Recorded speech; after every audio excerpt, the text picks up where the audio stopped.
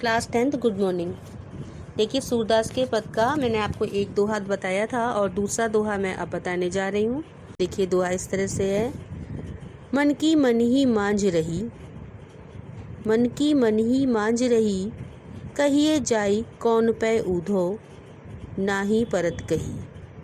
देखिए इन पंक्तियों में जब श्री कृष्ण मथुरा चले गए हैं और वहाँ से वो लौट कर नहीं आए हैं और उन्होंने उद्धव को अपना संदेश देकर गोपियों के पास भेजा है, तो गोपियाँ उद्धव से कह रही हैं कि मन की मन ही मांझ रही, कहिए जाए कौन पे उद्धव नाही परत गई। गोपियाँ कह रही हैं उद्धव से, हे उद्धव हमारे मन की बात हमारे मन में ही रह गई।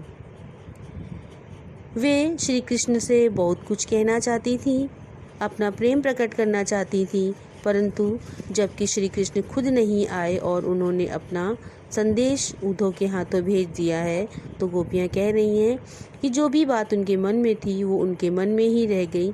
अब वे अपने मन की बात किसी से नहीं कह पाएंगी। अवधि आधार आस आवन की, तन मन विथा सही। गोपियाँ कह रही हैं कि हमने अपने आप को, अपने जीवन को कृष्ण को समर्पित कर दिया था और उनके आने की आशा को ही अपना आधार मानकर मन से, तन से, हर प्रकार से उस व्यथा को सह रही थी, ये सोचकर कि कृष्ण आएंगे तो हमारे सारे दुख दर्द दूर हो जाएंगे। अवधि आधार आस आवन की, तन मन विथा सही।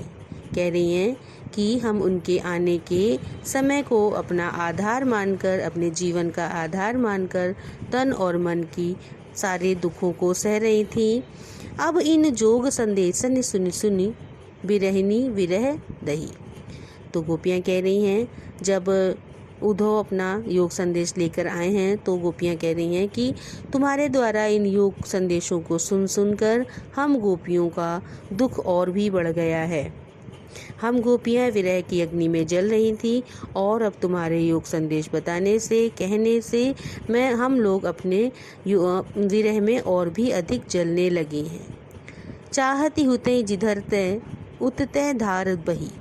देखिए इस लाइन में गोपियाँ कह रही हैं कि ऐसे समय में जबकि कोई विपदा आती है, कोई परेशानी आती है, तो सब अपने रक्षक को बुलाते हैं और हमारे रक्षक ने तो हमारे दुख को और भी बढ़ा दिया है। इन कह रही चाहती हुते ही जितही थे उतते धार बही। जिधर से हम अपने रक्षक को बुलाना चाहते थे उधर से ही हमारे लिए दुख की धार बह रही है, दुख का कारण हो गया है। सूरदास अब धीर धरही क्यों, मर्यादा ना लही। गोपियाँ उद्धव से कह रही हैं कि हे उद्धव अब हम धैर्य क्यों धारण करें, अब हम धैर्य कैसे रखें जबकि हमारी आशा ही टूट गई है। अर्थात प्रेम की मर्यादा के बदले प्रेम ही दिया जाता है और श्री कृष्ण ने हमारे साथ छल किया है, उन्होंने हमारे प्रेम की मर्यादा का उल्लंघन किया है, तो अब हम धैर्य क्यों रखें। देखिए सरल शब्दों में इन पंक्तियों में गोपियाँ उद्धव से कहती हैं कि हमारे मन की बात हमारे मन में ही रह गई। वे कृष्ण से बहुत कुछ कहना चाहती थी, परंतु अब वे उन्हें कुछ भी नहीं कह पाएंगी। वे उद्धव को योग संदेश जो लेकर आए हैं वो अपने मन की बात गोपियाँ उद्धव को नहीं बताना चाहती।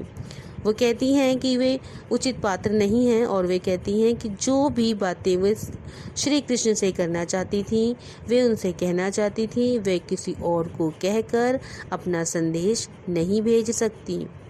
गोपियाँ कह रही हैं कि वे इतने समय से कृष्ण के लौट के आने की आशा को अपना आधार मानकर तन से, मन से, हर प्रकार से हर विरह को सह रही थी, हर तकलीफ को सह रही थी, ये सोचकर कि श्री कृष्ण आएंगे और हमारे सारे दुख दर्द दूर हो जाएंगे। परंतु श्री कृष्ण ने हमारे लिए योग का संदेश भेजकर हमारे दुख को और भी बढ़ा दिया है, हमें और भी दुखी कर दिया है। हम गोपियाँ विरह की आग में और भी अधिक जलने लगी हैं। ऐसे समय में कोई अपने रक्षक को पुकारता है, परंतु हमारे जो रक्षक हैं वही आज हमारे दुख का कारण हैं। हे उद्धव, अब हम धैर्य क्यों रखें और कैसे रखें, जबकि हमारी आशा ही टूट गई है, हमारी आशा ही डूब गई। प्रेम की मर्यादा है कि प्रेम के बदले में प्रेम ही दिया जाए, परंतु श्री कृष्ण ने हमारे साथ छल किया है। उन्होंने हमारे प्रेम की मर्यादा का उल्लंघन किया है, तो अब हम धैर्य क्यों धारण करें।